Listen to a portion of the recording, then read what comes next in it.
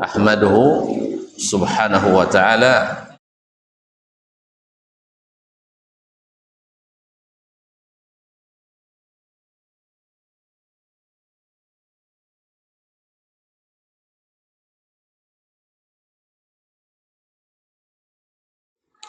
al-malikul alam wa ashhadu anna Muhammadan abduhu wa rasuluhu sayyidul anam alaihi afdhalus salati wa azkas salam wa ala alihi as-sadatil a'lam wa ashabihil qadatil bararatil kiram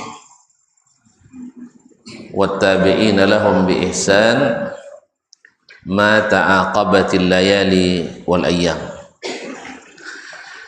Amma ba'd, fa aula ma yuftatahu bihil kalam bi mithli hadzal maqam al wasiyatu bi taqwallahil malikil alam wa ta'atihi 'ala ad-dawam.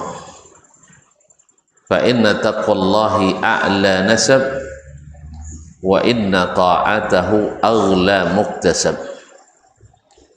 Inna akramakum indallahi atqakum wa tazawwadu fa inna khairaz zadit taqwa.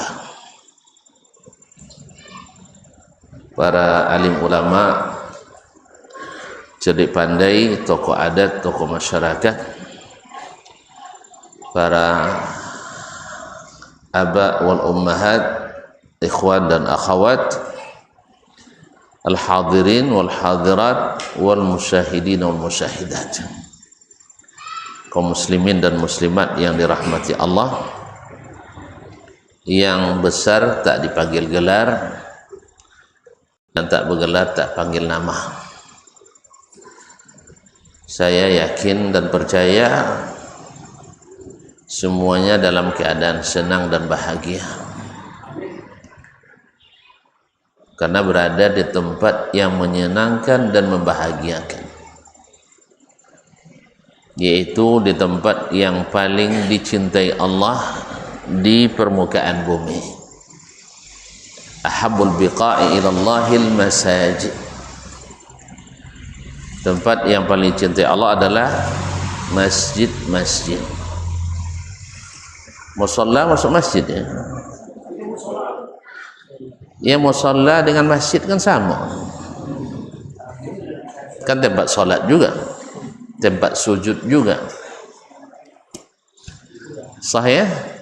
Nah. Kemudian di tempat ibadah yang membuat hati paling tenang dan tentram, membuat pandangan hati teduh, mencari berbagai solusi dari segala problematika kehidupan. Untung ada solat.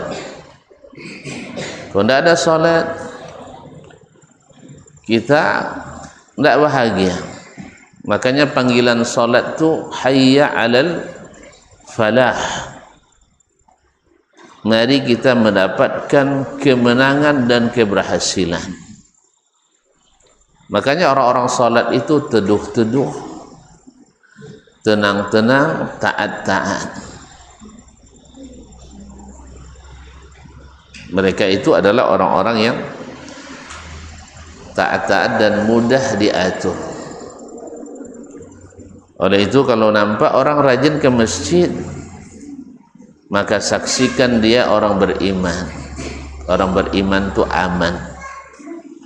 Alladzina amanu wa lam yalbisu imanahum bidzulmin ulaika lahumul amnu wa hum muhtadun. Oleh itu saya bersyukur pada malam ini atau pedang hari ini berada di tengah-tengah orang yang berbahagia. Ya, setidaknya lah menular kebahagiaan tuan-tuan dan puan semua saya. Orang-orang yang semuanya cinan masuk surga. Tapi cinan dong kamu? Ingin masuk surga.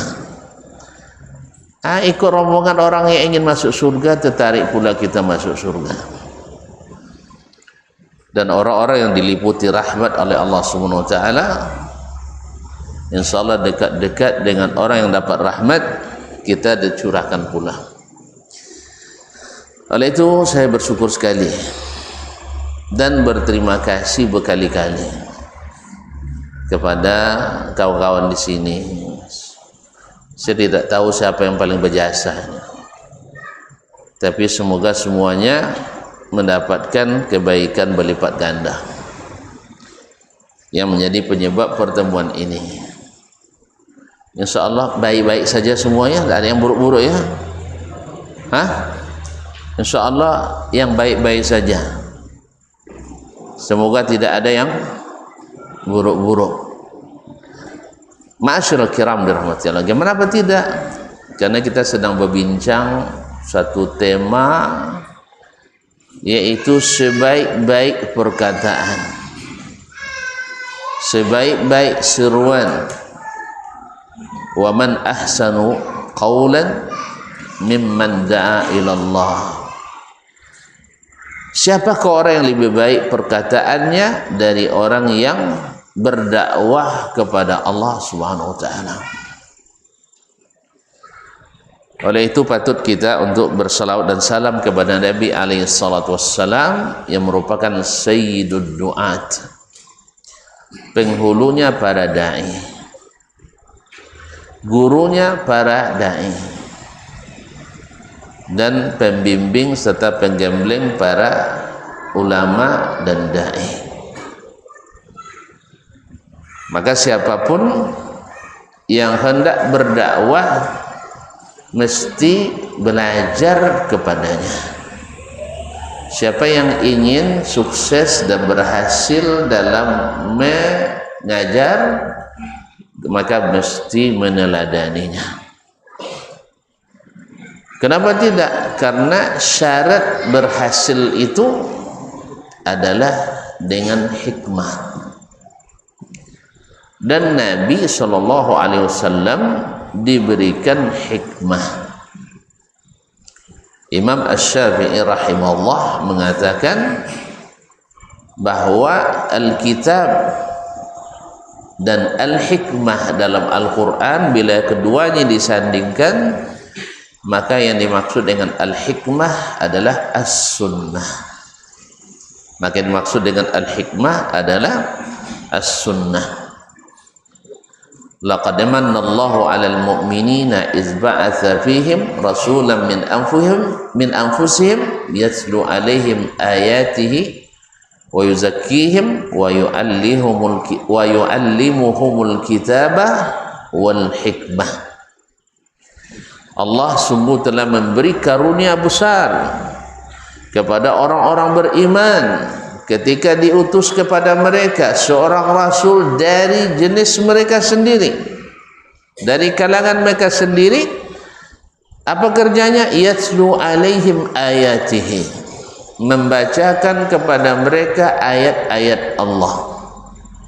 Wa yuzakkihim, dan membersihkan mereka dari kotoran-kotoran kesyirikan, kekufuran, kemunafikan, kefasikan dan kesesatan lainnya.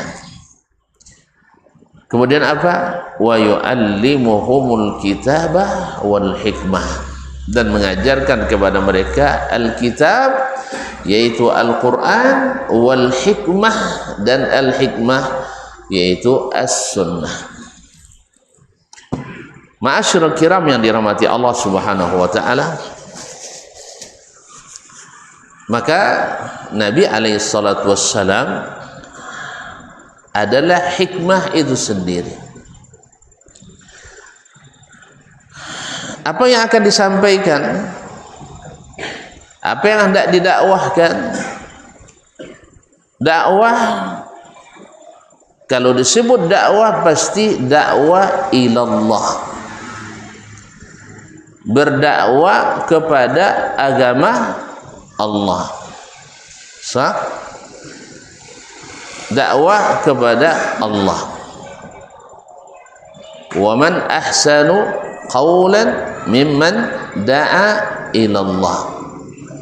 Ud'u ila sabili rabbika bil hikmati wal mau'izatil hasanah. Berdakwahlah kepada Rabbmu dengan hikmah, wal mau'izatil hasanah, dan pengajaran yang baik.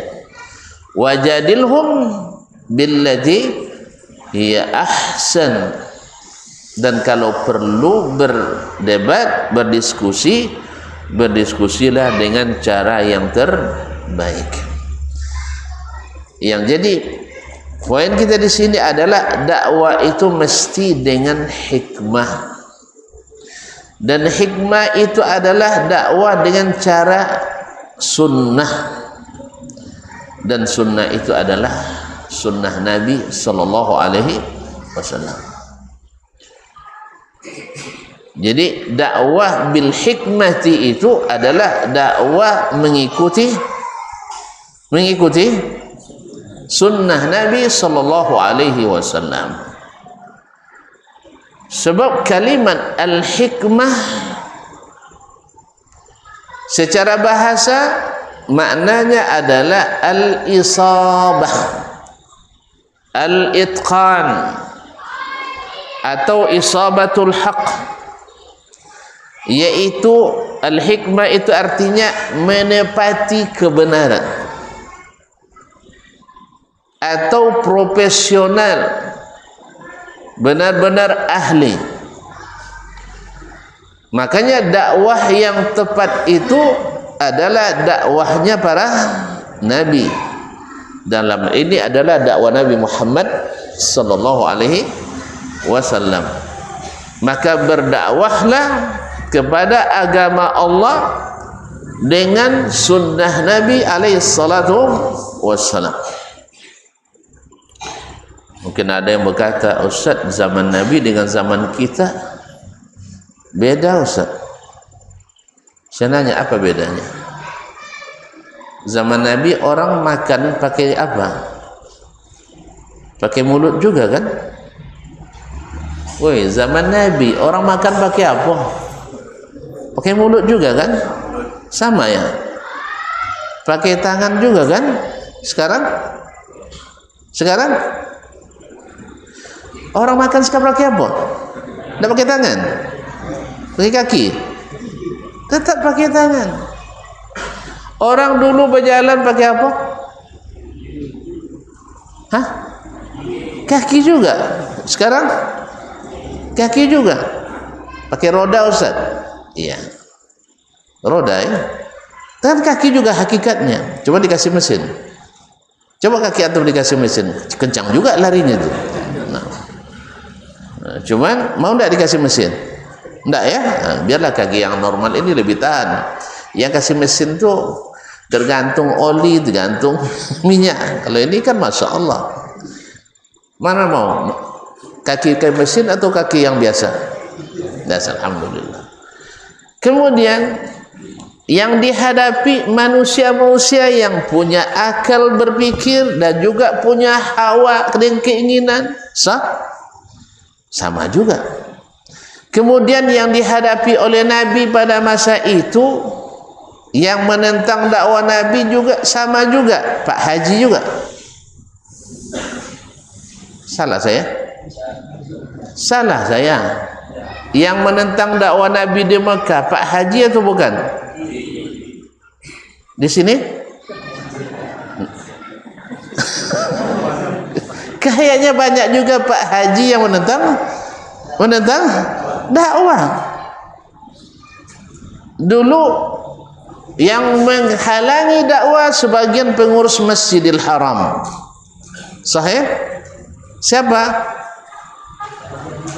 Haji Abu Jahal, Haji Abu Lahab. Iya.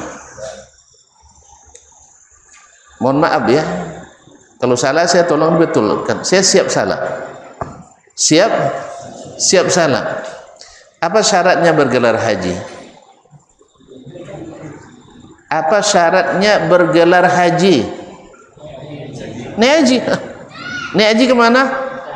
Mekah. Abu Lahab pernah naik haji? Sering. Bukan pernah aja, sering. Abu Jahal Berarti dia haji. Sah? Pengurus Masjidil Haram, bukan musalla. Masalah apa nih? Umar ya, tapi Masjidil Haram yang diurusnya. Yang dihalangi berdakwah siapa? Cucu yang bangun Masjidil Haram siapa? Yang dihalangi siapa? Sayyiduna Muhammad sallallahu alaihi wasallam. Apa alasannya dilarang? Apa alasan dilarang? Karena tidak sesuku. Enggak, orang Quraisy. Karena track recordnya tidak bagus. Enggak, orang yang disebut as-sadiqul amin, saleh. Semua orang nak jadikan dia menantu dulu sebelum berdakwah. Sebelum berdakwah nak jadikan dia menantu. Setelah berdakwah tak bisa rupanya. Jadi kajinya beda. Jadi karena dia orang asing tidak, karena dia ingin merebut kekuasaan tidak, nak merebut masjid. Ada istilah merebut masjid ya, ada ya. Nabi nak merebut masjid tidak. Apa yang membuat dia dilarang? Apa yang menyebabkan dia dilarang? Buruk perangai tidak, catatan kriminal tidak, berpaham radikal tidak, ada gerakan teroris tidak, nak membahayakan masyarakat tidak, ada Nabi benci pada masyarakat Mekah? Jawablah ya, serius. Ada Nabi benci sama masyarakat Mekah? Enggak. Apa dia nak merebut kekuasaan? Enggak. Nak menjatuhkan pengurus Masjidil Haram? Enggak. Apa yang menyebabkan dia dilarang? Beda kaji. Beda kaji. Kalau pengurus lama Haji Abu Jahal, dasar kajinya adalah kearifan lokal, budaya turun temurun. Sedangkan kaji Nabi adalah wahyu, qala Allah dan qala Rasulullah sallallahu alaihi wasallam. Kalau yang satu pakai pikiran dan perasaan dan pengalaman, yang satu pakai wahyu yang diturunkan, pada umumnya berselisih paham atau bersama paham? Berselisih. Sebab Allah katakan walau kana min indi ghairillah lawajadu fihi ikhtilafan katsira. Andainya Al-Quran ini, agama ini turun dari selain Allah, pasti akan saling bertentangan. Makanya antara Al-Quran dengan kearifan lokal di situ pada hari itu yang umumnya sudah dirusak oleh pikiran-pikiran, perasaan-perasaan, pengalaman-pengalaman, akhirnya banyak yang bergeser dari nilai-nilai asli. Aslinya Mekah dibangun di atas tauhid, sahih, tapi karena berdasarkan pengalaman dan pikiran para tokoh-tokoh agama, akhirnya berubah menjadi pusat kesyirikan. Mereka mungkin waktu itu menamakannya syirik syariat. Syirik syariat. Mohon maaf, karena mereka menganggap tidak menyimpang. Mereka menganggap syirik yang mereka lakukan itu tidak melanggar. Ustaz punya bukti enggak? Sembarang aja ngomong. Tuan-tuan, percaya enggak tuan saya bilang bahwa orang kafir, orang jahiliyah, orang Mekah waktu itu merasa mereka berdosa atau merasa benar? Apa buktinya? Apa buktinya? Ini sembarang ngomong tuan. Buktinya Nabi disalahkan. Sah? Buktinya Nabi yang disalahkan. Nabi yang dilarang ngaji. Sah? Semua boleh ngaji di situ. Kecuali Wahabi, Nabi. Masa itu semua boleh ngaji di Masjidil Haram kecuali Nabi Muhammad sallallahu alaihi wasallam. Apa sebab? Kajinya beda sendiri dari yang lain. Yang lain ngaji semua okey, tidak ada masalah. Tapi Nabi tidak. Qulu la ilaha illallah. Paham mereka makna la ilaha illallah, tak ada lagi ketergantungan pada Lata, Uzza, Manat, Hubal dan lain-lain. Makanya mereka jawab ketika dikatakan wa idza qila lahum la ilaha illallah, apa jawaban mereka?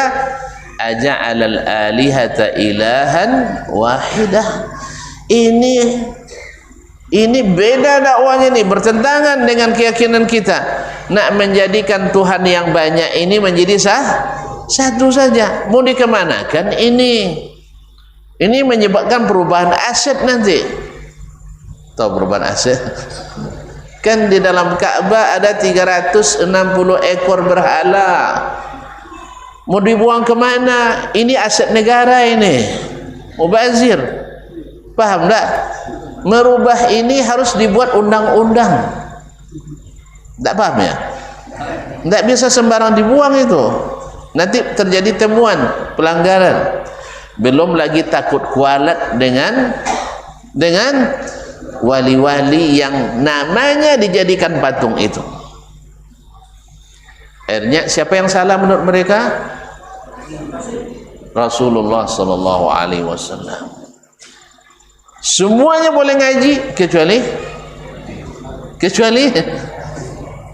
apa tadi? Wahabi belum ada waktu itu. Tonton sembarang aja ya. Kecuali Nabi sallallahu alaihi wasallam. Apa sebab dia dilarang? Kajinya sama dengan kajinya beda dengan yang dibahas oleh tokoh-tokoh agama masa itu. Jadi kaum muslimin dan muslimat dirahmati Allah Subhanahu wa taala.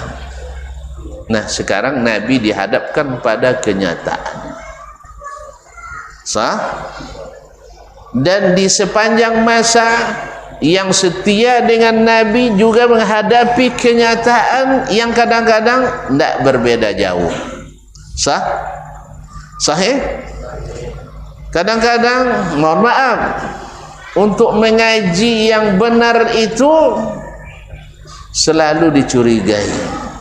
Sah? Selalu difitnah. Bukan tuan-tuan. Imam Ahmad kenal? Imam Ahmad tuan-tuan kenal enggak? Kenal kan? Ahli sunnah atau ahli bid'ah? Serius? Hah? Ada bukti? Hah? Ahli sunnah bila munazi'. Tidak ada khilaf di antara umat Islam bahawa beliau adalah ahli sunnah. Tetapi di masanya beliau difitnah, dipenjara, disiksa, dipaksa, dipersekusi, diprovokasi, tidak boleh mengaji. Subhanallah. Kenapa? Dapat cap dhalun mudhillun, sesat menyesatkan. Mak percaya antum Imam Ahmad sesat? Percaya enggak?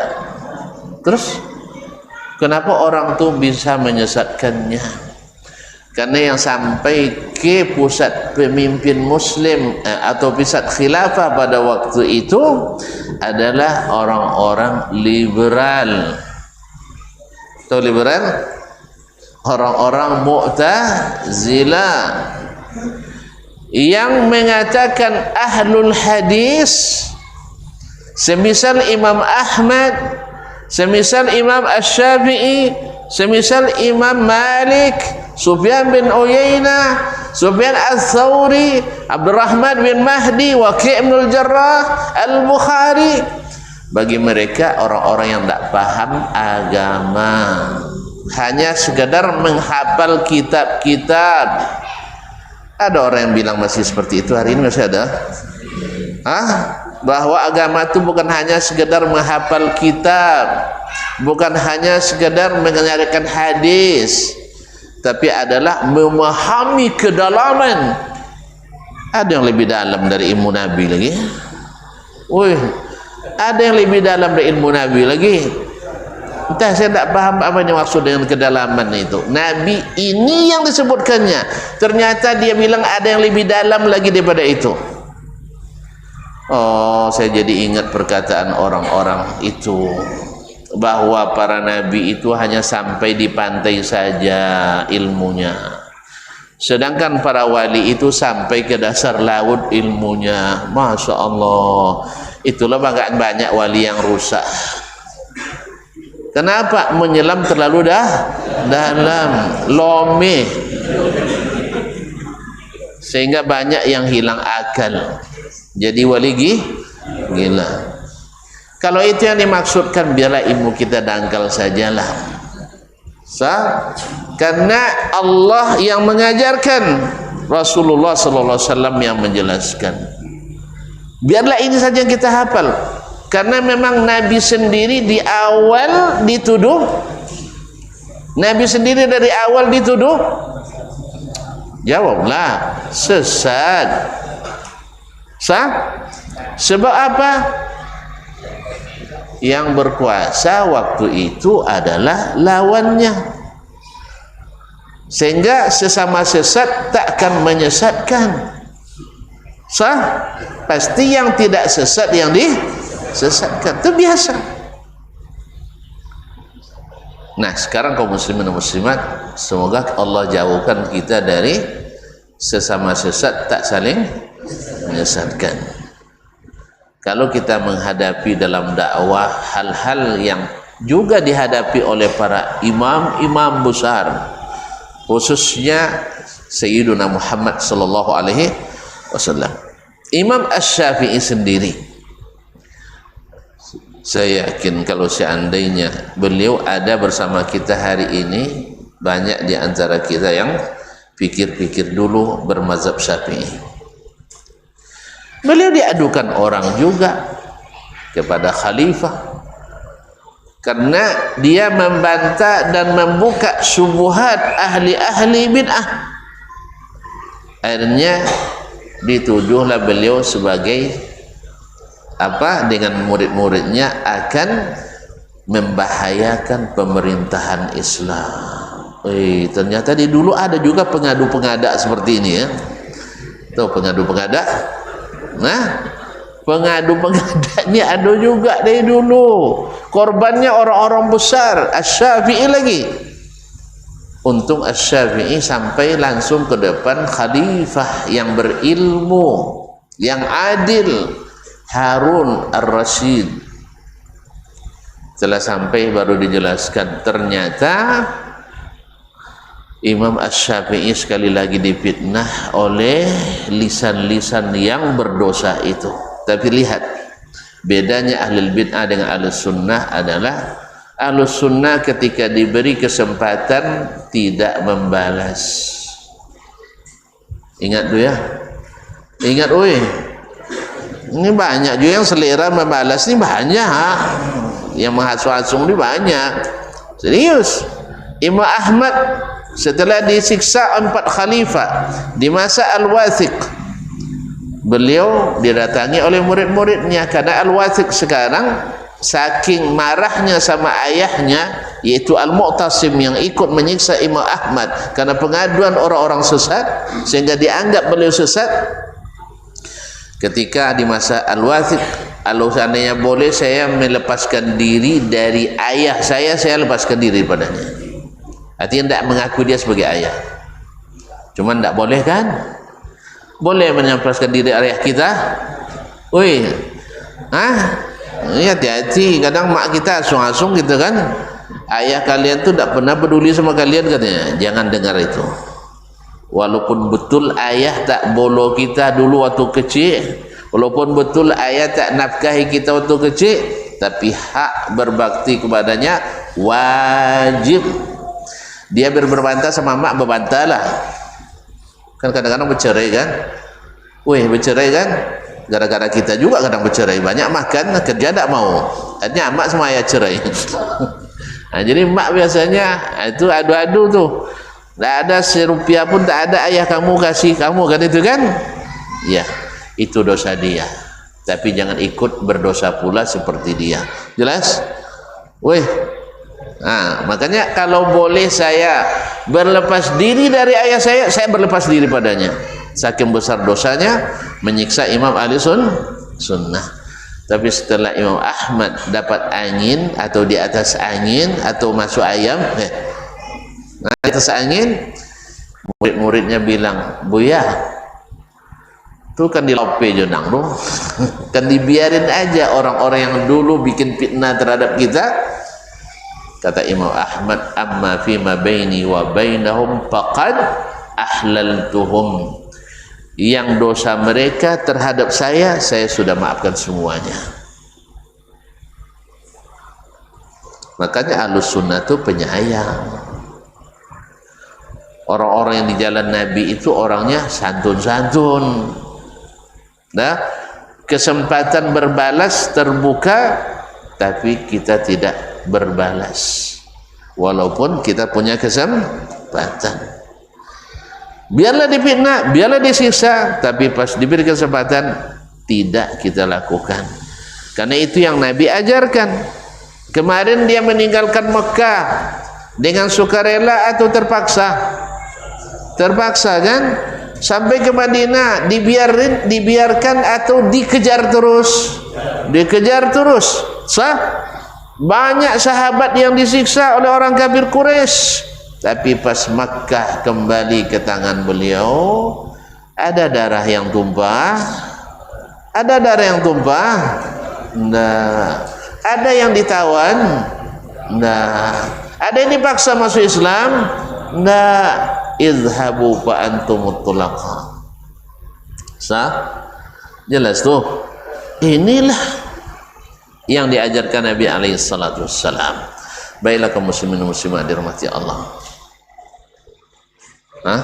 Masih waktu saya. Dah lain kode-kodenya. Baru mulai dah minta berhenti antum. Cuman, jangan cepat sekali.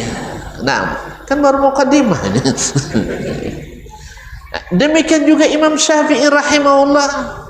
Ketika dikatakan, ya Harun ar-Rasyid dah tahu keadaan bahwa beliau dan muridnya diadukan oleh orang-orang yang tidak bertanggung jawab.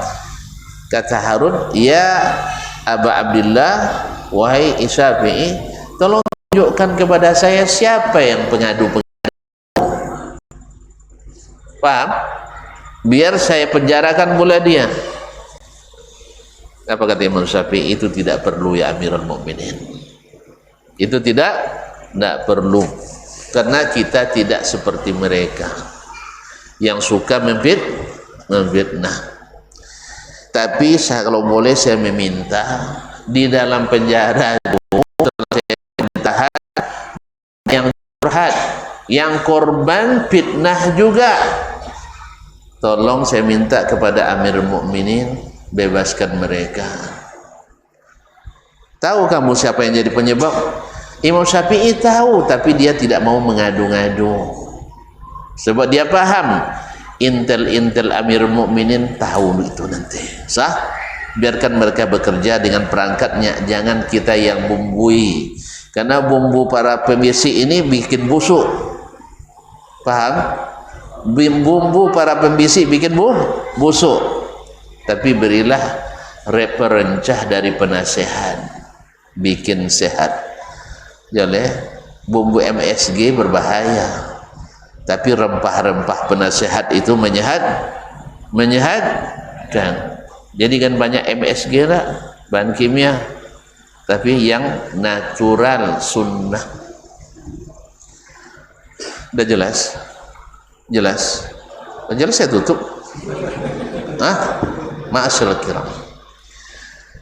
Bermula dari dakwah tadi, Nabi memang sejak awal tidak di-welcome oleh orang-orang Mekah. Begitulah sifat dakwah yang benar ya. Begitulah sifat dakwah yang benar. Ingat Nabi Nuh alaihissalam, berapa lama dia berdakwah? Hanya 1000 tahun. Hanya 1000 tahun. Berakhir dengan apa? Gelodoh. Berakhir dengan topan yang tak pernah ada di dunia sepertinya sebelumnya, dan tidak akan ada lagi sepertinya. Karena itu azab khusus Allah utus untuk jadi pelajaran. Waktu itu ada di antara atau anaknya yang tak mau beriman kepadanya, menentang wahyu yang disampaikan ayahnya, dan bercita-cita selamat dengan logika, dengan pengalaman-pengalaman. Selamat dia? Enggak. Dipanggil oleh ayahnya, wa nada Nuhun ibnahu wa kana fi ma'zilin ya bunayyarkab ma'ana wa la takun ma'al kafirin. Nuh memanggil anaknya, wahai Kan'an, sini, naik kapal, jangan sama orang kafir. Apa maksudnya? Karena orang kafir hari ini semuanya tamat, tidak ada selamat. Tapi sang anak masih tetap mengandalkan logika, bukti empiris, sah, data historis, dan kajian akademis, menolak wahyu. Selama ini tidak ada gunung yang tenggelam oleh banjir. Pernah tuan-tuan lihat gunung tenggelam oleh banjir? Ada? Pernah? Ada? Enggak, maksud saya sebelum itu. Dan sekarang ada enggak? Pernah enggak ada banjir yang menenggelamkan semua gunung? Enggak ada kan? Justru yang di atas gunung turun ke bawah bikin banjir, sah? Tuan-tuan sendiri yang salah, dikerok-kerok terus, sah? Kayu-kayu dia ambil tanpa izin. Ada izinnya, tapi izinnya ilegal juga. Iya, izinnya, ya ini legal tapi izinnya Allah musta'an. Na'udzubillah. Azan Isya, saya azan. Ini jangan main-main, ini muazin internasional. Nah, silakan.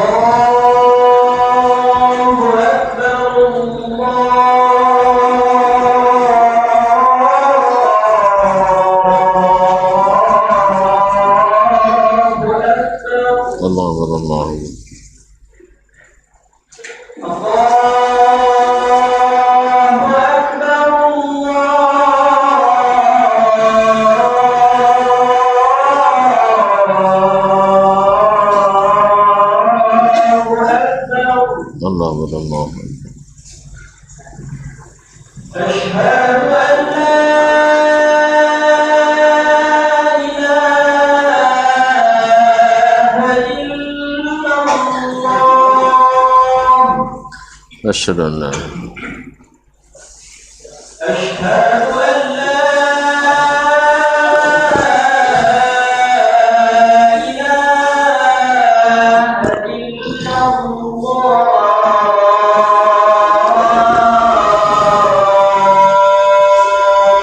Asyhadu an la ilaha illallah.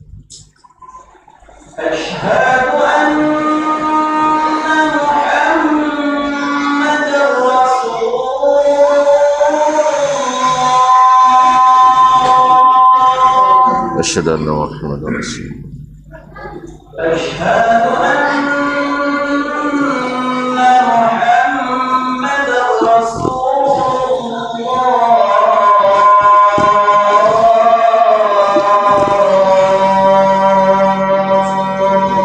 Asyhadu anna Muhammadar Rasulullah. Hayya 'ala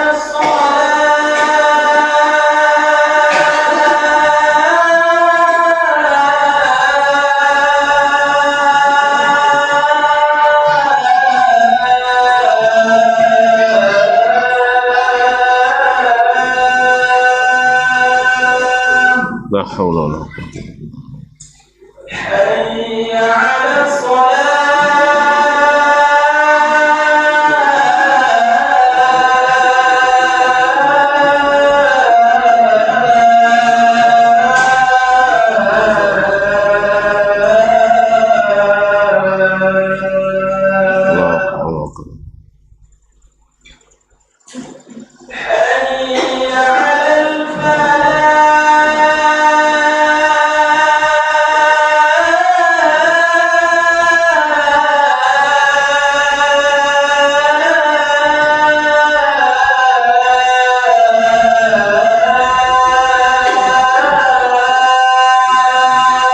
La haula wala quwwata.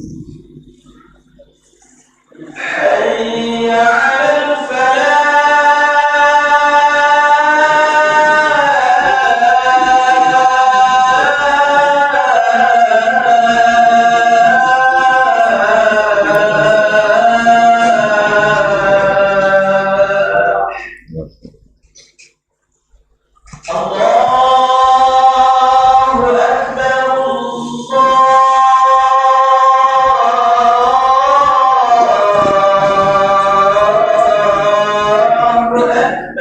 Allahu Akbar. Allah ya Allah.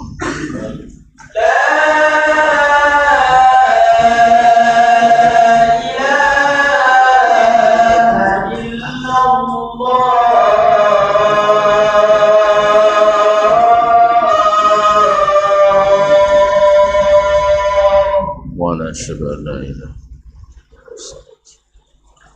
Allahumma rabb hadhihi al-da'wati was-salati al-qa'imah.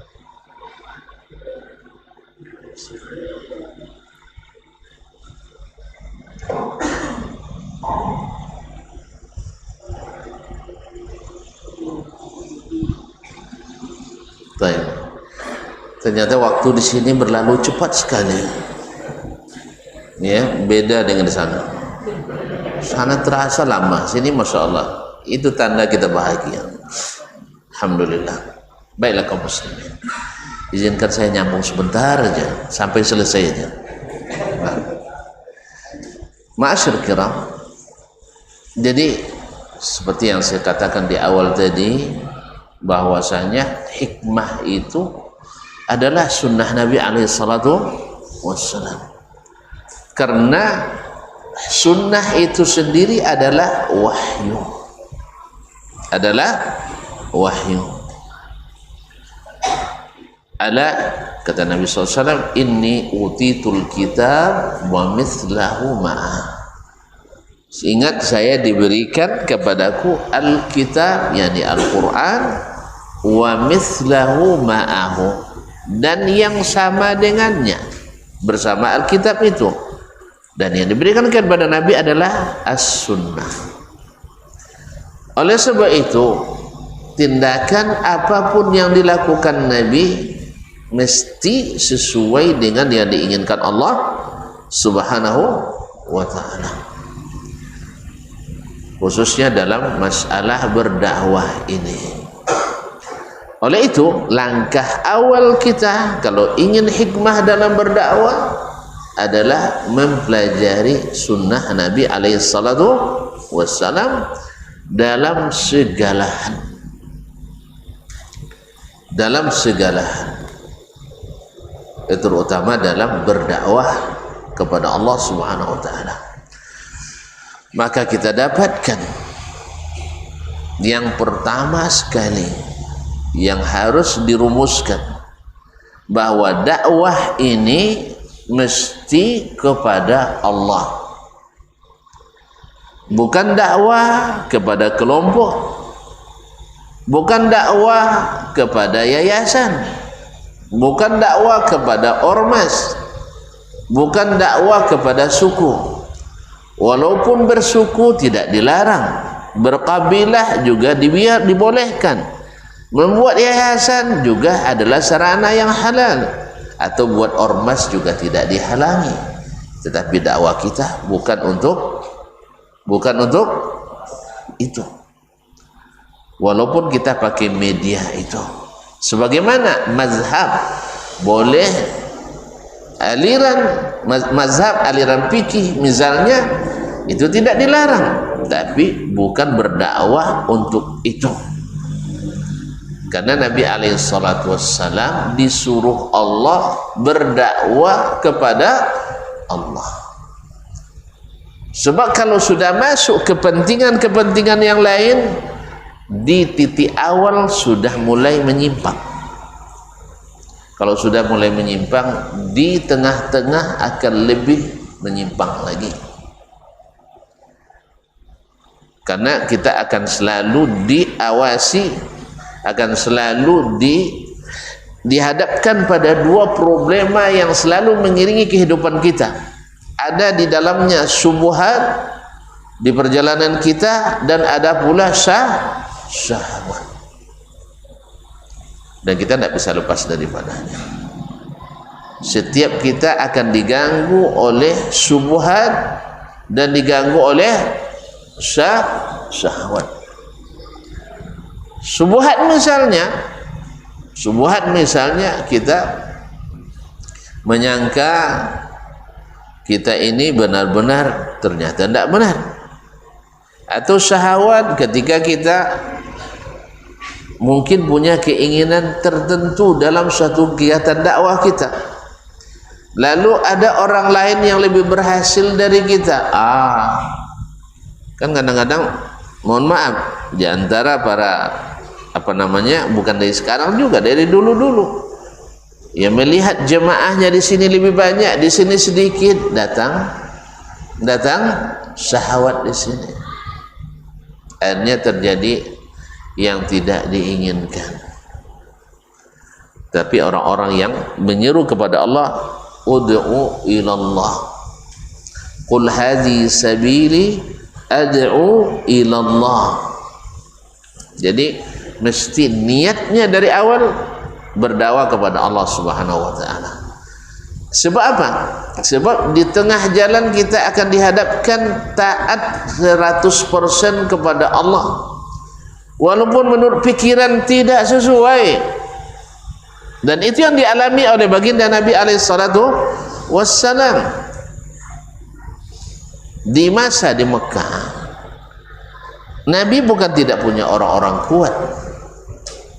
Umar ada di barisannya, Hamzah ada di barisannya, Khabbab ada bersamanya.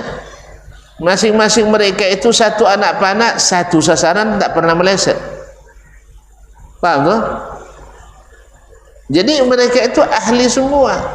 Cuman sekali lagi, Nabi harus berdakwah dengan hikmah sesuai petunjuk Allah Subhanahu wa taala. Datang para sahabat, ya Rasulullah, bukankah kita di atas kebenaran? Iya. Bukankah kita orang yang dimuliakan Allah? Iya. Bukankah engkau Rasulullah? Benar. Tapi kok rela saja kita direndahkan? Masa seorang Rasul termulia direndahkan oleh orang-orang hina dina? Orang kafir kan hina dina di mata Allah, sah? Di mata kita aja sekarang orang kafir tinggi-tinggi kan? Karena iman kita yang Allah musta'an. Nah, jadi kaum muslimin dan muslimat dirahmati Allah SWT, tapi kenapa dibiarkan? Lalu kata Nabi SAW, innakum qawmun tasta'jilun, kalian adalah kaum yang tergesa-gesa. Selalu Nabi menceritakan bagaimana para rasul dulu, orang-orang dulu berjuang Sampai ada di antara Rasul itu yang digergaji di belah dua badannya, tapi tidak membuat dia surut dalam berdakwah. Kemudian tidak tahan lagi dengan ini, intimidasi dan siksaan. Banyak pula yang ngajak Nabi, ayo kenapa tidak hijrah? Nabi katakan, inna lam nu'zan, saya belum diizinkan, Allah belum mengizinkan. Berarti Nabi juga mengikuti arahan Allah Subhanahu wa ta'ala. Sekali lagi, ada hikmahnya. Kalau Nabi hijrah lebih dulu, banyak yang tertinggal, menjadi orangnya sah. Tapi karena Nabi di akhir-akhir setelah sebagian kaum muslimin lebih dulu hijrah ke Habasyah dan sebagainya. Ma'asyiral kiram dirahmati Allah, ketika terjadi perjanjian Hudaybiyah, seluruh poin perjanjian merugikan umat Islam pada zahirnya. Datang lagi sahabat, ya Rasulullah, Umar dibilang ini merugikan kita. Nabi bilang, saya Rasulullah. Jadi seorang dai wajib yakin dengan solusi Allah, walaupun tidak seperti yang diinginkan oleh logika dan keinginan dirinya. Ini yang kita membuat kadang-kadang tidak siap itu kaum muslimin dan muslimat dirahmati Allah SWT. Oh, tidak sama, zaman Nabi beda dengan zaman kita. Apanya yang beda? Yang dihadapi Pak Haji juga ya. Kan manusia yang masih makan dengan mulut juga, masih berpikir dengan kepala juga, sah? Nah, yang berubah hanya kiat-kiat, strategi-strategi saja. Pada intinya sama. Yang menolak itu tetap pikiran, yang menolak itu tetap perasaan, yang menolak itu tetap nafsu, tetap syubhat dan syahwat.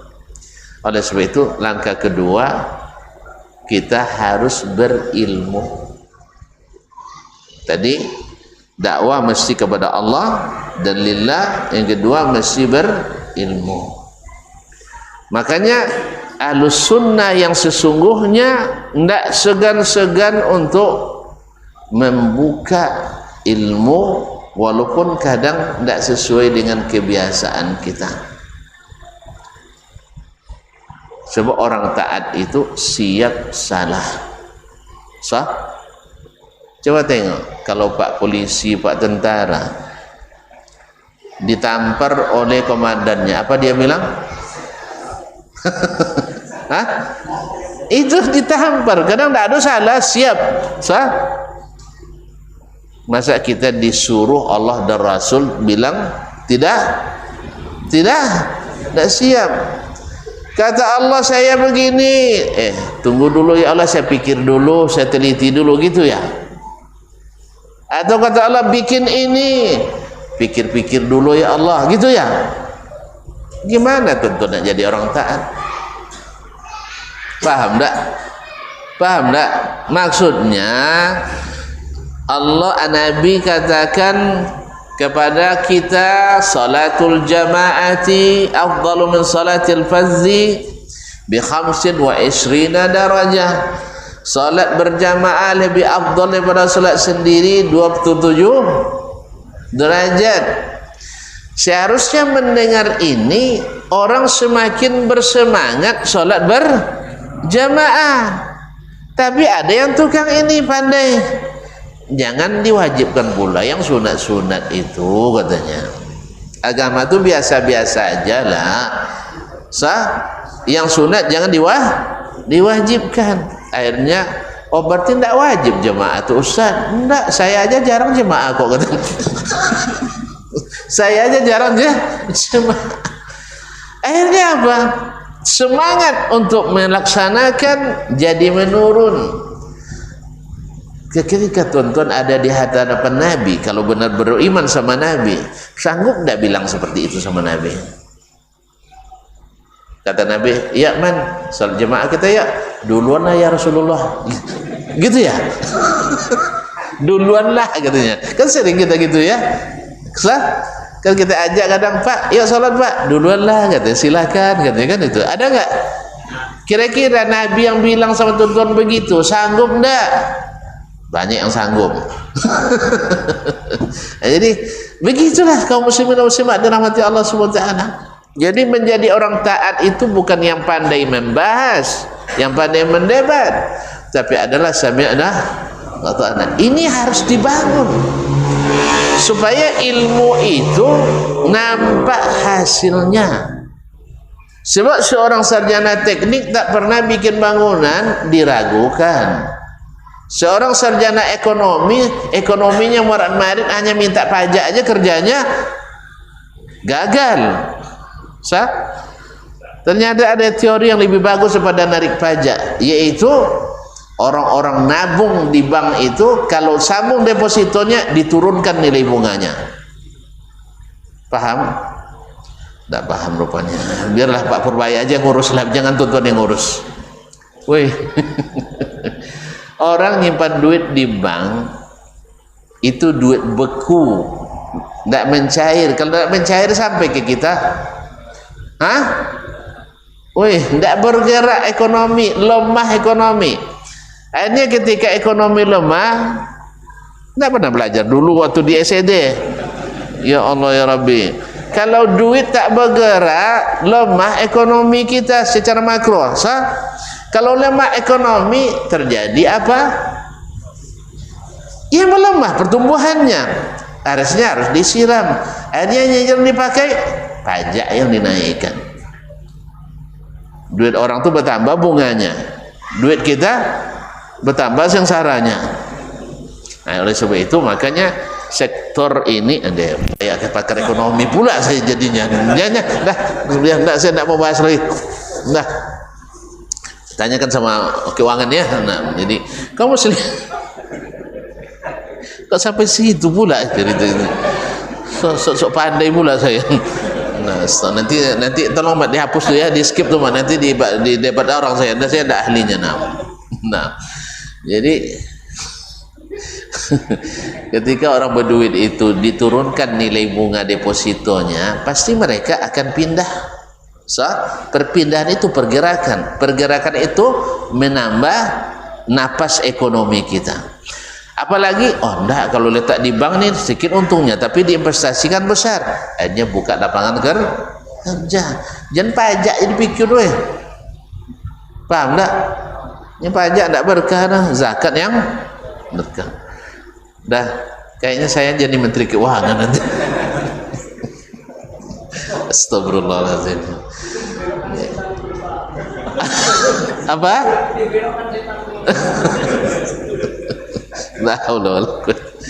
Baik kaum muslimin, sampai di mana kaji kita tadi? Jadi kita mesti berilmu tentang sunnah Nabi Sallallahu Alaihi Wasallam, dan ilmu itu bukan untuk diperdebatkan, tapi untuk diterapkan. Itu harus. Makanya Imam Malik ketika tanya, untuk apa kamu menuntut ilmu wahai Malik? Maka dia jadi Imam Malik dia karena itu. Saya mencari ilmu untuk menghilangkan kejahilan dari diri saya. Apa makna menghilangkan kejahilan dari diri saya? Menghafal saja? Enggak. Satu dapat, satu diamalkan. Karena itu yang membedakan kita dengan orang jahil. Tapi kalau 1000 dapat, satu pun tak diamalkan, apa bedanya dengan orang jahil? Jelas ya? Nah, jadi tadi masalahnya pakar ekonomi, kan itu tadi ya, tidak terbukti mengangkat ekonomi, nah kita katakan tidak percaya kita. Sama juga dengan ustadz. Kalau ustadz sama saja dengan orang tidak ustadz, orang jadi tidak mau jadi ustadz. Cuma jadi ustadznya sama jawabnya. Cuma jadi buya, coba buayo juga katanya. Nya buya tapi lobanya tamaknya sama dengan buayo juga katanya. Payah kita jadinya. Ustadz. Cuma pelajar pondoknya dasar sarjana agama tapi dapat di masjid masolat nih. Suruh azan lari dia. Nah, jadi Jadi ragu orang menyekolahkan anaknya sekolah agama. Mana kuliah anak? Dia pun misalnya anggap di jurusan syariat, di tak usah tanah tuan 5 sarjana agama kampung kita tidak pernah nampak di masjid katanya. Sah? Aduh di sini. Ini mana senyum-senyum nampak? Enggak. Di sini enggak ada. Tapi susah dihitung ya. Nah, jadi kaum muslimin dan muslimat, akhirnya orang tidak yakin masuk sekolah agama. Nah, jadi makanya mesti berilmu dan ilmu itu diamalkan. Kemudian yang ketiga, bahwasanya orang yang namanya belajar biasa tersilap dan tersalah.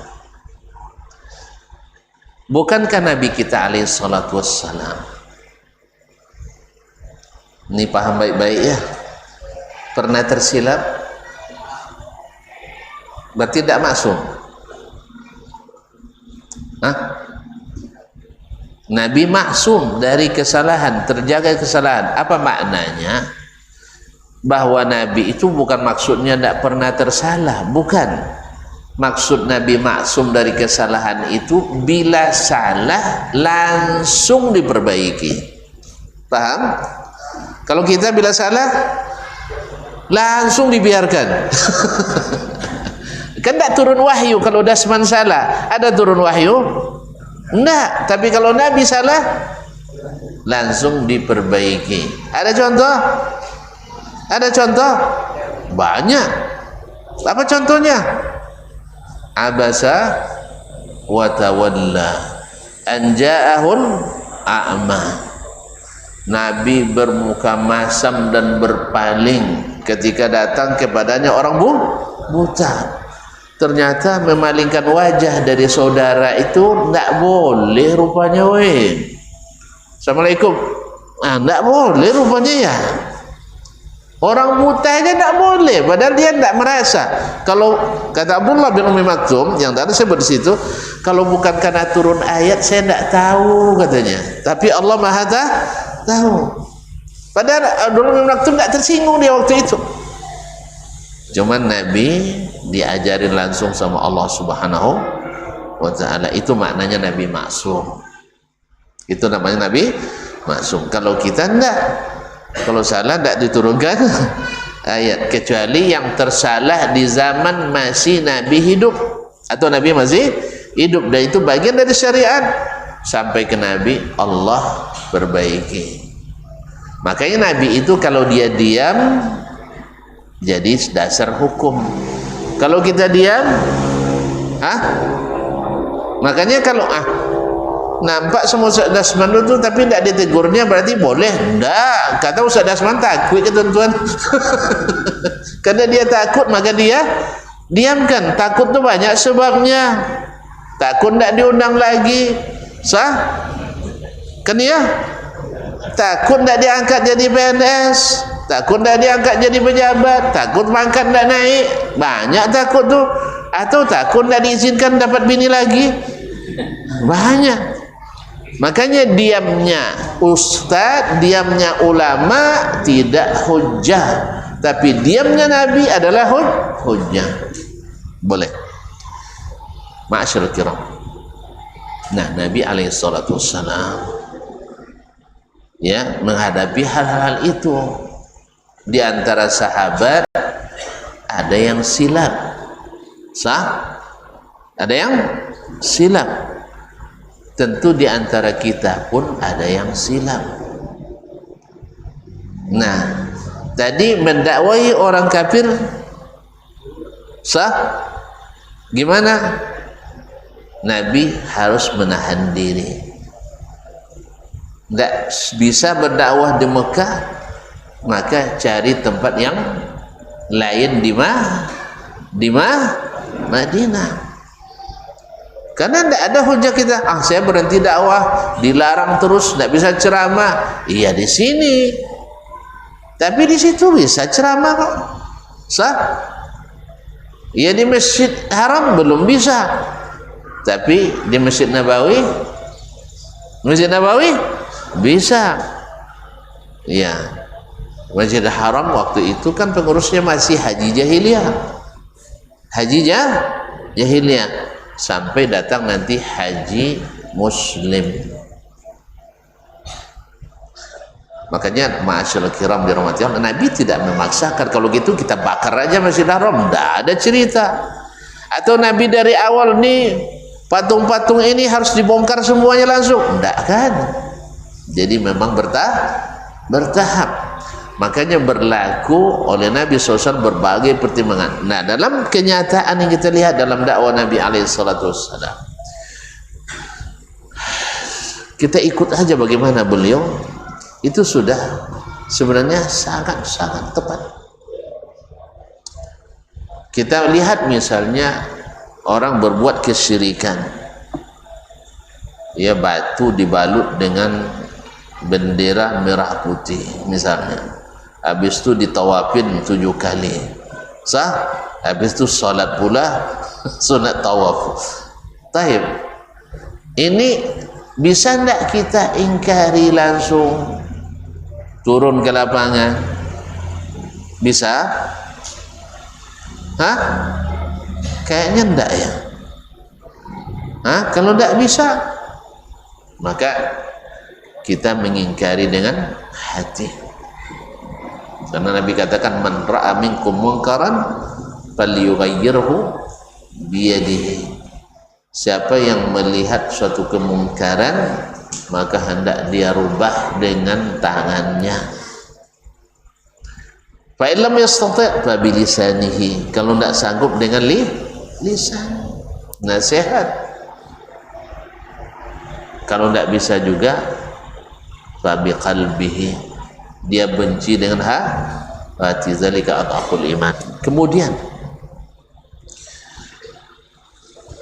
Nabi SAW juga mempertimbangkan mudarat yang lebih besar. Kalau seandainya diingkari satu kemungkaran itu, datang mudarat lebih besar. Apa hukumnya orang buang air dalam masjid? Banyak serak, bukan itu maksudnya. Ini payah pula kencing di masjid. Nah, awak tak mau sebut tadi nah. Apa hukumnya orang kencing dalam masjid? Hah? Dosa apa enggak? Dosa apa enggak? Dosa. Taib, berarti kesalahan besar, kesalahan kecil. Hah? Besar ya? Orang kencing tidak berlindung saja terancam azab. Kalau terancam azab, dosa besar, dosa kecil? Dosa besar. Apalagi kencing di masjid depan orang ramai pula. Dah? Dosa besar, dosa kecil? Besar. Lalu sahabat nengok itu, oi katanya kan. Kata Nabi, jangan. Apa sebab? Apa sebab? Barangnya sudah keluar. Kecuali dia tanya, kecuali dia tanya, mas boleh buang aja di sini? Oh, bilang jangan, itu ada WC. Tapi barang sudah keluar. Jadi tidak ada lagi apa namanya, tidak ada lagi gunanya dilarang. Justru dilarang lebih besar mudaratnya. Satu, berbahaya bagi kesehatannya. Kedua, kalau dia sempat lari mana lebih parah, kencing berdiri apa kencing berlari? Nah, paham saya? Nanti lebih banyak kerja kita membersihkannya. Maka Nabi bilang, biarkan. Nampak tak? Nampak? Biarkan. Karena mudarat melarangnya menimbulkan apa?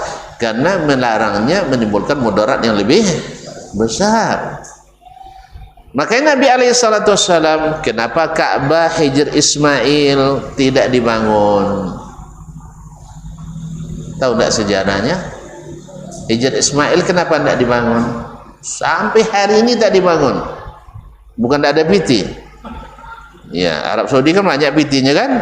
Kenapa tidak dibangun? Nah, lihat ikhwan kaum muslimin. Dulu ketika umur Nabi baru 35 terjadi banjir bandang di Makkah yang menyebabkan Ka'bah runtuh.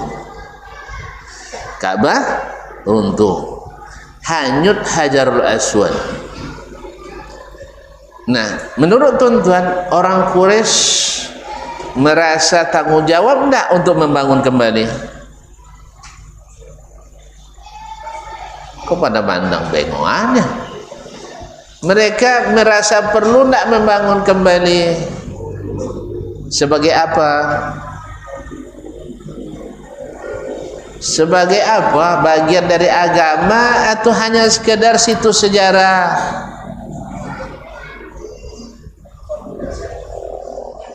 Ragu jawab nebak. Yang ragu lumayan lah, diam aja dia. Tapi yang jawab situs sejarah ini mengira-ngira. mereka membangunnya sebagai bagian dari agama. Ustaz sembarang aja. Ada bukti. Wih, bilang lagi itu biar saya jawab. Nah, ada apa buktinya? Karena ini simbol agama harus disucikan. Sah? Ada tuan-tuan yang nak bangun masjid dengan hasil judi? Wih, ada enggak? Wih, kelewatan itu, terlalu tuh. Nah, mereka juga paham rupanya bahwa Ka'bah ini Baitullah. Orang Quraisy tahu Baitullah ya? Orang kafir Quraisy tahu itu Baitullah? Tahu. Mereka tahu hajinya ke Baitullah juga. Kan saya bilang tadi Pak Haji Abu juga haji di situ, tawafnya di Ka'bah juga. Mereka menganggap sebagai simbol agama yang harus dita'zim, yang harus disucikan. Buktinya apa? Mereka bilang tidak boleh untuk membangun Ka'bah dari hasil judi. Berarti mereka tahu judi haram? Tahu rupanya ya. Padahal judi legal formal. Sama sebagian dari saudara kita melegalkan judi kan, tapi dia tahu tidak haram? Tahu. Kan ada yang bilang di lingkungan tertentu judi dibolehkan. Kan ada sebagian yang mengusulkan kan? Enggak ya. Banyak. Tidak usah lah, nanti kita bahas panjang sekali nanti. Ternyata orang jahiliyah dulu sama juga dengan jahiliyah sekarang, yaitu mereka paham judi haram, tetapi mereka tetap melakukan. Akhirnya dari sini dah banyak pula berkurang dana. Tidak boleh hasil perdukunan. Tahu juga mereka berdukun tak boleh ya. Subhanallah. Kenapa tak boleh berdukun katanya? Tak pernah tuan jadi dukun. Yang jadi dukun tahu dia. Dukun tuh sering tak jujur. Sahih? Katanya bisa menggandakan duit, rumahnya kok buruk. Jadi ada MBA tertipu oleh dukun. Dukun tinggal di Gubuk Reog, diantar 300 juta untuk digandakan, hilang dukun tuh. Cuma ngaji MBA, Master Business Administration. Itulah karena tidak berilmu. Jadi kaum muslimin dan muslimat, mereka juga paham tak boleh dari hasil berdukun. Dah kurang pula sumber penghasilan barang bersih. Tak boleh hasil riba. Padahal riba legal formal. Tak ada orang di situ di Mekah atau di Arab waktu itu mengatakan makan riba itu aib. Tidak ada. Mereka semuanya memakannya, tapi mereka rupanya tahu itu tidak suci, tidak boleh hasil riba. Banyak kurangnya di sini tuh. Di sini paling banyak kurangnya. Sah? Hasilnya tidak boleh juga dari hasil PSK. Tahu kepanjangannya kan? Tidak usah disebut ya. Tidak patut disebut. Nah. Padahal itu juga legal formal. Lokalisasinya dekat dengan Masjidil. Lokalisasinya dekat dengan Masjidil Haram. Bukti legal formalnya, bila ada yang hamil melahirkan, dipanggil semua yang punya kartu member. Iya, tidak bisa nolak. Yang pernah masuk ke situ dipanggil, lalu dites DNA. Namanya dulu Al-Qafiyah, ahli membaca garis nasab. Paham? Bukan sihir, dah. Dia punya keahlian. Namanya Al-Qafiyah. Lalu ditengok anak, ditengok calon-calon bapak ini. Ini tunjuk ini anaknya si fulan, wajib diterima menjadi hukum tetap. Langsung didaftarkan di Disduk Pencapil. Bernama Fulan bin Fulan, resmi. Tahu mereka itu haram? Tahu. Makanya tidak boleh hasil itu. Itulah makanya dana tidak cukup. Dana tidak cukup. Akhirnya Hijr Ismail tidak dibangun dindingnya. Paham? Nah, sebagai hikmah Nabi dalam dakwah, ketika Makkah dikuasai oleh Nabi SAW, Nabi tidak mau begitu cepat merubah. Kenapa tidak mau merubah?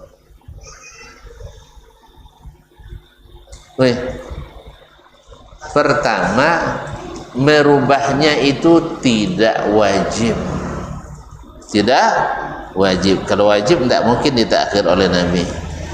Yang kedua, menimbulkan ekses negatif, implikasi negatif pada masyarakat. Baru aja berkuasa sudah merubah-rubah situ sejarah, karena dia tidak wajib dan takut menimbulkan isu yang tidak baik bagi yang baru saja masuk Islam. Sah? Yang baru saja masuk Islam, kan yang baru masuk Islam kan mudah diadu-adu. Sah? Maka Nabi SAW menjaga itu. Apa kata Nabi kepada Aisyah? Laula anna qaumaki hadithu ahdin bil Islam la aqamtu ala qawaidi Ibrahim. Kalau seandainya bukan karena kaummu baru saja masuk Islam, yang Islam di masa tahun ke-8 Fatu Makkah itu, saya pasti dirikan Ka'bah seperti yang didirikan dulu oleh Nabi Ibrahim alaihissalam. Terus kenapa khalifah-khalifah setelahnya tidak membangun juga? Ayo. Kenapa Abu Bakar, Umar, Utsman tidak ada biaya? Bukan. Mereka tidak mau mendahului Rasulullah sallallahu alaihi wasallam. Lihat istiqamahnya mereka pada sunnah Nabi alaihi salatu wassalam. Jelas? Jadi ada juga untungnya, supaya yang ingin sholat dalam Ka'bah ada Hijr Ismail. Sah? Kalau sempat di dinding semua, presiden yang bisa masuknya, menteri keuangan tidak bisa masuk lah. Paham tak? Nah, jadi makanya sebagian bisa masuk. Cuman kalau tawaf jangan lewat di Hijr Ismail. Jadi tidak ada kendala hukum, tidak ada wajib. Kemudian orang tawaf tidak akan masuk ke situ dan tidak dan justru dikhawatirkan akan menimbulkan komentar-komentar yang tidak baik bagi dakwah. Ma'asyiral kiram. Jadi ada hal-hal yang kadang-kadang belum prinsip tidak menjadi prioritas dulu dalam dakwah. Kemudian ada kesalahan-kesalahan yang terjadi dari personel anggota masyarakat atau anggota kita dalam dakwah misalnya, maka Nabi SAW juga dengan menangani dengan berbagai cara tidak sama. Bahkan sebagaimana Nabi menanyakan, Nabi SAW kepada sahabat yang Masya Allah terkenal dengan ketaatannya, antusias untuk menjalankan syariat, Nabi mengatakan khairul atau khairu as-sabab atau khairu al-fityan Abdullah, sebaik-baik anak muda adalah Abdullah. Laula yaqumul lail, andainya dia mendirikan salat malam. Karena dilihatnya Abdullah bin Amr itu sangat rajin beribadah, maka dianjurkannya salat malam. Akhirnya dia ingin pula salat malam tanpa tidur, tapi dilarang oleh Nabi SAW. Tetapi ketika ada orang yang baru masuk Islam,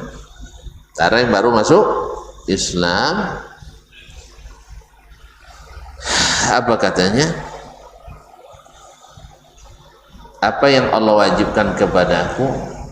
Lalu kata Nabi setelah syahadat, yaitu sholat 5 waktu dalam sehari semalam. Ada enggak yang lain?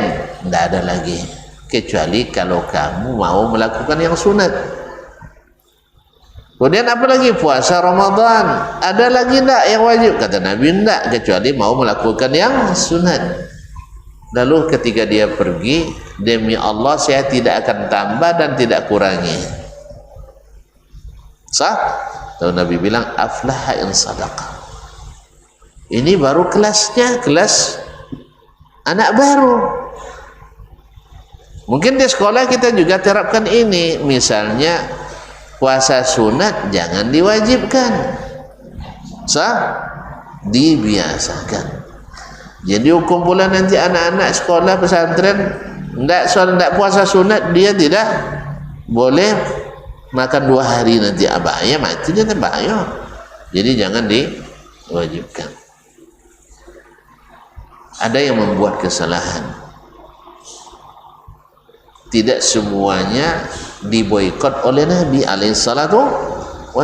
Bahkan ada yang kesalahan besar tapi dibebaskan, tidak dihukum karena tidak berkaitan dengan had. Apa misalnya? Khatib bin Abi Balta'ah radhiyallahu anhu membocorkan rahasia Nabi akan menaklukkan Makkah. Ini dosa besar apa dosa kecil ya? Dosa besar apa dosa kecil? Mengkhianati negara. Kan mengkhianati negara. Kita jual rahasia negara kita ke negara lain. Dosa kecil, dosa besar? Ya Allah, kalau sempat terjadi gagal kita, dijajah kita, dosa besar, dosa kecil? Tidak cinta negara tuan-tuan ya. Nah, dosa besar. Tetapi ini belum terjadi. Kan baru berencana. Lihat kaum muslimin, beda yang sudah terjadi dengan baru rencana. Gimana terbongkarnya? Dia utus seorang wanita bawa surat ke Mekah. Kenapa wanita yang diutus?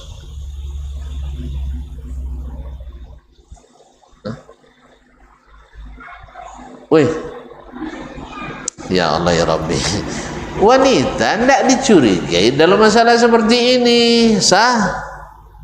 Kalau laki-laki yang diutus, pasti ada dicurigai, karena waktu itu memang yang berperang adalah laki-laki. Jadi kaum muslimin dan muslimat, diutusnya wanita bawa surat rahasia itu ke pemuka orang Mekah yang notabene orang musyrikin, menyampaikan rencana Nabi untuk menuju Mekah, menaklukkannya, atau lebih tepatnya membebaskan Mekah dari orang-orang kafir. Tapi Allah menghalangi itu dengan mengutus Jibril, lalu beritahu ke Nabi, silakan kejar wanita di tempat itu, minta surat kepadanya.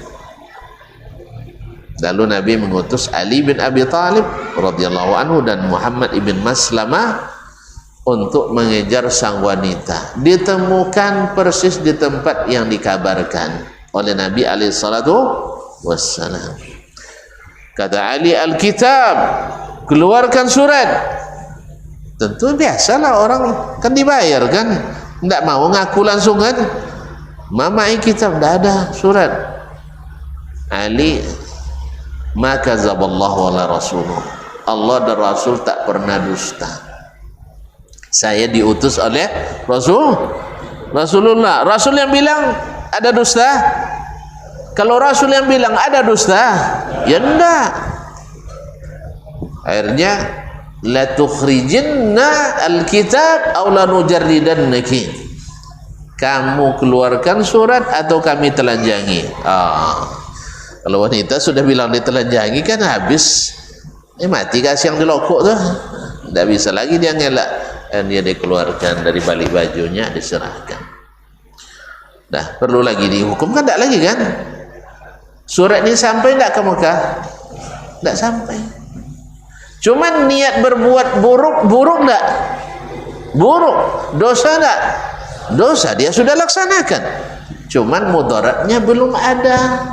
Berita belum bocor, sah? Jelas? Tapi bersalah, bersalah. Orang berniat buat bersalah itu bersalah. Nah, lalu dipanggil Hatib oleh Nabi alaihi salatu wassalam.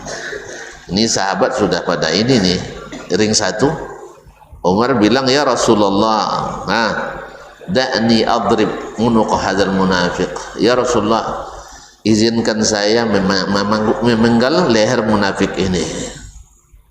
Umar kan cepat dia kan, ya orang bahagia lah, setan aja takut sama dia.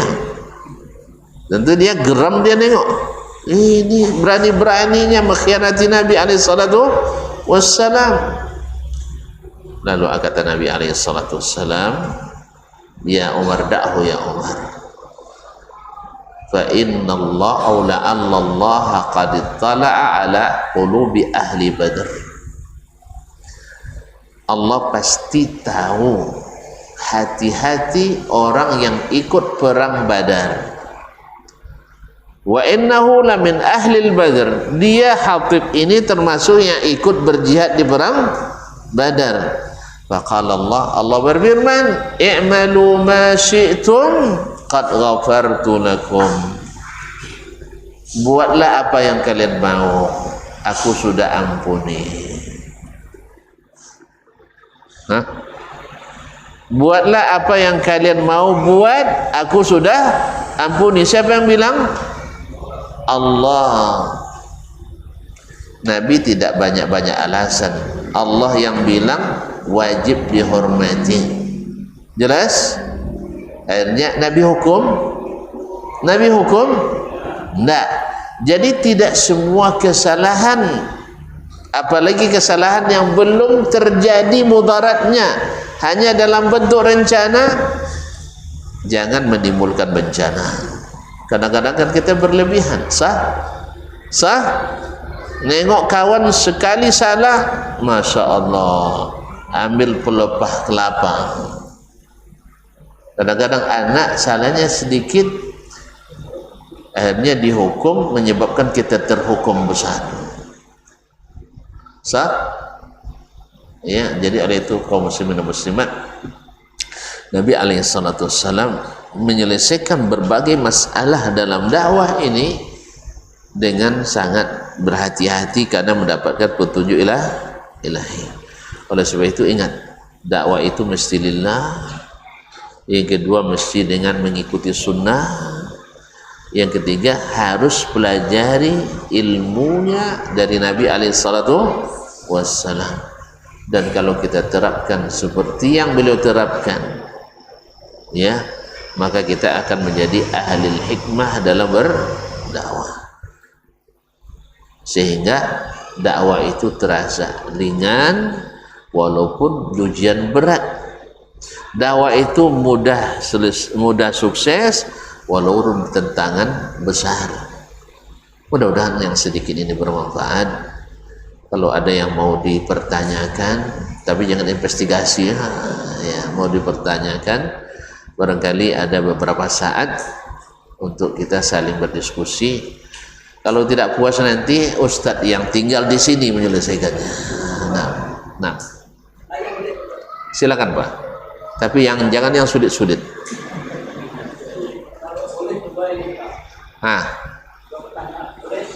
Saya ambil satu dulu. Iya, satu saya jawab satu. Nah, lepas itu baru kita tengok lagi.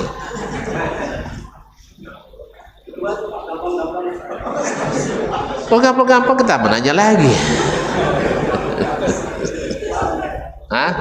Yang pertama yaitu arti daripada dakwah. Arti dari dakwah. Ya, itu yang satu. Karena begini, kalau kita artikan dakwah, ngasih tahu kepada murid-murid, itu kita berdakwah kepada Allah, masa ngasih tahu kepada yang udah paham.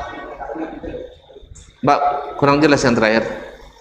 Yang terakhir kurang jelas bagi saya. Oh ya, jadi kalau kita berdakwah yang diartikan ngasih tahu kepada murid-muridnya, itu berdakwah kepada Allah berarti ngasih tahu pada Allah, padahal Allah bukan maha mengetahui. Baik, barakallahu. Enggak, yang pertama dulu. Berdakwah itu kan artinya memanggil atau menyeru. Memanggil atau menyeru. Misalnya da'autu fulanan li walimati, saya memanggil sepulan hadir di walimah saya. Itu secara bahasa. Di situ diambil kalimat dakwah, yaitu dalam rangka memanggil orang untuk mengikuti agama Allah Subhanahu wa taala. Mengikuti agama Allah Subhanahu wa taala. Makanya ketika para ulama usulul dakwah mendefinisikan dakwah, mereka menyatakan ad-da'wah hiyal Islam kullu. Dakwah itu adalah Islam ini secara menyeluruh. Apapun yang dilakukan oleh seorang muslim dari ajaran Islam, berarti dia sudah berdakwah. Berarti dia sudah berdakwah. Karena dakwah itu bisa dengan lisan, bisa dengan perbuatan. Bukankah banyak orang berkesan masuk Islam karena perbuatan Nabi alaihissalatu wassalam, atau perbuatan para sahabat, atau perbuatan para ustadz, bahkan perbuatan orang-orang biasa. Nah, dilihatnya, masya Allah, keluarga. Ada contoh Pak, ada seorang dokter asli dari Mesir kerja di Perancis. Rekan kerjanya wanita Perancis, asli Perancis, juga dokter, bertanya kepadanya, Anda istrinya di mana? Dia bilang di rumah. Enggak bekerja dia? Enggak. Terus nafkahnya saya yang bayar, saya yang belanja. Begitu dalam Islam, iya. Kalau di sekuler kan enggak, lu sama lu, gua sama gua kan. Bahkan orang barat itu kadang-kadang suami istri pergi tamasya atau rekreasi, si istri bayar sendiri, suami bayar sendiri. Sah? Kalau kami dalam Islam tidak. Kalau gitu enak jadi perempuan dalam Islam ya katanya. Ya sangat enak sekali. Kalau gitu boleh enggak Anda menikahi saya? Awak dapat macam tu dia. Enggak. Akhirnya dia minta dinikahi oleh dokter itu. Kenapa? Karena keadaan wanita dalam Islam lebih tinggi dari keadaan wanita di luar Islam. Lalu kalau istri Anda bekerja, ya tidak boleh saya ambil uangnya untuk dia sendiri. Makanya harta wanita dalam Islam bertambah, kecuali di Indonesia. Di Indonesia lain, bini rokok bini yang bekerja, suami yang menghisap. Sah? Kalau tidak dikasih, ancam cerai. Akhirnya ketika ada undang KDRT, akhirnya ayo cerai katanya. Jadi bapak ya. Jadi kadang dengan keadaan itu sudah dakwah. Paham Pak? Contoh konkret. Dulu sewaktu saya masih bujang, dulu ya. Ini cerita lama nostalgia nih. Saya dengan Dr. Helmi waktu itu saya berkunjung ke kampung beliau. Ternyata terlihat di waktu sholat asar saya mampir di masjid pasar, terlihat oleh yang sekarang mendampingi hidup saya. Nah, waktu itu kan jarang anak muda yang mampir sholat asar atau sholat di masjid kan. Tengoknya sambil berdoa dia dalam mobil, dia mau pergi kuliah loh. Ya Allah, mudah-mudahan nanti dari rahim saya lahir anak-anak muda seperti mereka. Tentu Allah kan kalau dia mau seperti mereka, tentu bibitnya dari mereka lah. Sahih? Sahih? Akhirnya kata hati itu yang Allah dengar barangkali, wallahu alam. Saya pun digerakkan pula oleh Allah berdoa di padang Arafah. Apa doa saya tahu Pak? Ya Allah, beri saya istri yang salihah. Cuma saya salah waktu itu, kenapa ndak istri-istri? Itulah sekarang baru nyesel. Ya, mintanya istri pakai mufrad, singular sebagai zaujatan salihah. Cantik ndak masalah ya Allah, asal kaya.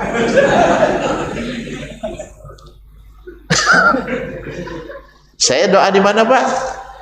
Di padang Arafah. Ternyata dia digerakkan Allah pula berdoa di musalla Arafah. Iya, ada musalla Arafah Jalan Balam Sakti di Batam, di apa di Panam. Tengok nanti ya. Doanya apa pula? Ya Allah, beri saya suami yang bisa bawa saya naik haji walaupun tua. Nah, bayangkan. Akhirnya Allah kasih yang mudah. Coba dia bilang walaupun tua yang penting bisa naik haji. Alhamdulillah nikah dengan yang muda, ganteng pula. Dan haji berkali-kali. Tinggal di sana 10 tahun. Dari mana dia tergerak tadi? Melihat. Tertarik dia menengok ada anak muda yang mampir di masjid waktu sholat asar. Nah, di sini pentingnya ilmu itu diamalkan. Ternyata kita tidak payah-payah cari jodoh rupanya kan, cantik dan salihah, cantik tidak masalah, asal sah. Padahal saya waktu itu menyedihkan tampilannya. Badan kurus, bayangkan berat 48 kilo, rambut lurus, dompet tak terurus. Iya, tonton tahulah kalau sudah kurus kulit agak hitam kan, sering berjemur kan di padang pasir. Nah, tapi alhamdulillah Allah yang mudahkan. Cuma itulah tadi mintanya cuma satu. Ya, syukuri aja apa yang ada ya Pak ya. Pertanyaan kedua, dari apa makna dakwah sudah? Nah, satu lagi.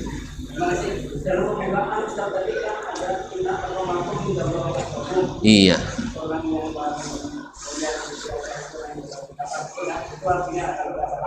Yang paling keramat Nah, nah. Berkaitan dengan itu Ustaz, waktu pernah dengar kajian dari Ustaz itu, ini bilang gini, hadis yang sahih itu cuma riwayat Bukhari dan Muslim. Jadi kalau yang lain itu non itu nggak sahih, kata Ustaz itu lah ya. Oh, mungkin. Jadi itu bisa boleh kalau sesuai dengan Bukhari Muslim. Jadi pertanyaannya saya minta pencerahan dari Ustaz. Siap. Mungkin wallahu alam bisa kita salah tangkap dari ustadznya. Maksud ustadz itu hadis-hadis atau kitab hadis yang semua hadisnya sahih adalah sahih Bukhari dan Muslim. Bukan maknanya yang tidak ada sahih Bukhari Muslim tidak sahih. Sebab Imam Bukhari dan Muslim sendiri yang bilang, semua yang saya masukkan dalam kitab saya ini adalah hadis sahih. Wa ma taraktu fa aktsar. Yang saya tinggalkan yang sahih masih banyak, lebih banyak daripada yang di sini. Cuman Sahih Bukhari dan Muslim ya sesuai dengan kaedah ilmu yang mereka miliki, dan juga ulama-ulama lain sepakat mengatakan bahwa derajat hadis Sahih Bukhari dan Muslim adalah di puncak kesahihan. Misalnya Imam Ibn Salah membagi maratib hadis sahih itu menjadi 7, yaitu hadis yang paling sahih di tingkat tertinggi adalah yang diriwayatkan oleh Imam Al-Bukhari dan Muslim. Sepakat keduanya meriwayatkan, maka ini adalah hadis paling sahih. Derajat kedua yang diriwayatkan oleh Imam Al-Bukhari saja, tidak diriwayatkan oleh Imam Muslim. Derajat yang ketiga adalah yang diriwayatkan oleh Imam Muslim saja, tidak diriwayatkan oleh Imam Al-Bukhari. Yang keempat, hadis sahih menurut syarat Al-Bukhari dan Muslim, bukan dalam Sahih Muslim, bukan Sahih Bukhari, tapi di kitab hadis yang lain, tapi syaratnya melengkapi syarat sahih menurut Imam Bukhari dan Muslim. Yang kelima adalah menurut syarat Al-Bukhari, dan yang keenam adalah menurut syarat Imam Muslim. Yang ketujuh sahih menurut ulama hadis yang lain. Jadi barangkali itu maksudnya oleh ustadz itu, wallahu alam. Jadi saya tidak nyalakan bapak, tidak nyalakan ustadz, tidak. Mungkin kita yang mungkin salah menerima, bisa aja ustadz salah menerima atau salah menyampaikan, jangan bilang salah, keliru atau apa sajalah, atau kita mungkin yang salah dengar, wallahu taala alam. Dan semoga saya tidak salah dengar juga dari bapak ya. Nah, wabillahi taufiq. Jadi masih banyak hadis sahih di luar Sahih Bukhari dan Muslim. Walhamdulillah. Baik, kayaknya bapak sudah mewakili. Sah? Kalau udah jelas kan? Hah? Artinya kalau suruh berdakwah sudah bisa dengan hikmah ya. Nah, jangan nanti main tebas-tebas aja. Iya. Karena kalau main tebas-tebas saja kawan tertebas kadang kaki sendiri yang tertebas. Jadi memang apalagi kalau menyikapi kesalahan. Makanya kita fokus mengajarkan yang benar, ajarkan yang sahih. Nah, jangan cari kesalahan. Kalau ada yang salah jangan cepat, karena ada keadaan lain yang harus diketahui lagi. Pastikan itu salah. Yang kedua, pastikan yang melakukan tahu itu salah. Yang ketiga, pastikan dia sengaja bikin salah. Yang keempat, beri ke dia waktu untuk memperbaiki yang salah. Yang kelima, kita jangan berbuat salah karena dia salah. Banyak ceritanya ya.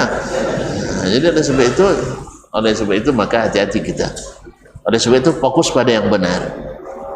Karena siapa yang tahu yang benar, tahu yang salah. Tapi siapa yang tahu salah, yang salah pun dia nggak tahu, yang benar apalagi. Baik, mudah-mudahan yang sedikit ini bermanfaat sebagai membuka kunci-kunci, dan tentu kita berharap mudah-mudahan ini menjadi salah satu mercusuar ilmu. Musalla tidak besar tapi mengeluarkan orang-orang besar. Dulu Masjid Nabawi juga tidak besar kan, tapi keluar dari situ para ulama-ulama besar, pemimpin-pemimpin besar, orang-orang kaya besar. Masya Allah, mudah-mudahan kita juga menjadi orang-orang besar di akhirat nanti. Amin ya rabbal alamin. Jadi kalau yang benar itu semata-mata taufik dari Allah, Pak. Yang salah mungkin kelemahan saya, mungkin dari syaitan, maka kepada Allah saya mohon ampunan. Kepada tuan-tuan mohon dimaafkan ya. Kalau perlu berikan masukan. Kan kaidah saya siap salah. Siap salah. Terima kasih. Sampai jumpa kembali. Wallahu ta'ala alam. Wa sallallahu ala nabiyyina Muhammad wasallam. Wa subhanakallah bihamdik. Asyhadu an la ilaha illa anta astaghfiruka wa atubu ilaik. Wassalamualaikum warahmatullahi wabarakatuh.